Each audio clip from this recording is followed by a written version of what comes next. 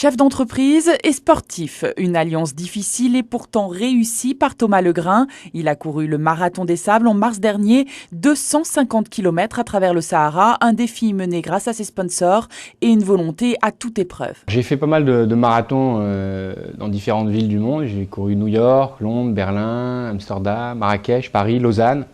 Et puis j'ai monté une entreprise en 2000. Et là, en tant qu'entrepreneur, j'avais moins de temps et j'ai arrêté de faire du sport.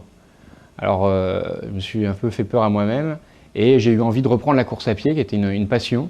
Voilà, j'ai cherché quel pouvait être un défi, quelque chose que j'allais pouvoir, pour lequel j'allais pouvoir m'entraîner. Et j'ai vu qu'il y avait le Marathon des Sables, qui était une course magnifique à travers le désert. Mais la course, les entraînements, ça prend énormément de temps. Comment vous avez pu concilier ça avec votre vie professionnelle ?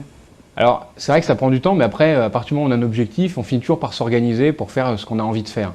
Et d'ailleurs, c'est le luxe d'un entrepreneur, c'est que vous avez le choix de décider un peu des activités que vous faites au quotidien, ce qu'on ne peut pas faire quand on est salarié. Donc j'ai réussi, en tant qu'entrepreneur, à me libérer du temps pour pouvoir préparer le Marathon des Sables et m'astreindre à un entraînement quotidien pendant presque un an.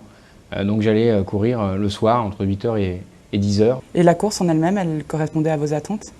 La préparation est intense, à la fois avec, je dirais, des médecins, un médecin du sport, un podologue, parce que les pieds souffrent beaucoup dans ce genre d'épreuve, un nutritionniste, avec des gens qui avaient déjà couru le Marathon des Sables et d'autres ultramarathons. Donc on m'avait prévenu de certains risques, on m'avait donné certaines astuces.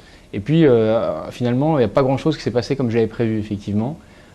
J'avais pris par exemple un certain nombre de médicaments dans mon sac où tout est pesé au gramme près puisque vous êtes en autosuffisance totale et donc vous portez toute votre nourriture, votre matériel sur le dos, donc faites attention. Bon, les médicaments ne m'ont absolument pas servi puisque là-bas vous avez une équipe médicale. Par contre, j'ai eu des problèmes je dirais digestifs qui font que j'ai subi une déshydratation très importante sur le Marathon des Sables.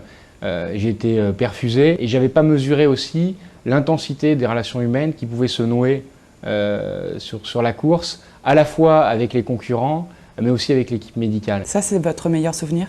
C'est clairement mon meilleur souvenir. J'oublierai notamment jamais les médecins qui m'ont accompagné, qui m'ont permis de réaliser un peu ce rêve. Et à un moment donné où j'étais en déperdition, parce que quand vous êtes complètement déshydraté, vous pouvez ni manger ni boire, vous êtes perdu, donc vous êtes apprêté à rendre votre dossard.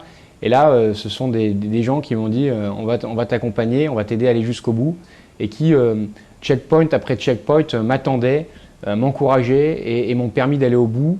Donc c'est devenu pour moi mes coéquipiers. J'ai couru avec les médecins et ça a été des alliés exceptionnels. Donc à la fois leurs attentions, leurs regards, leurs encouragements, je m'en souviendrai toujours parce que j'étais dans un état où finalement, seul j'y serais pas arrivé.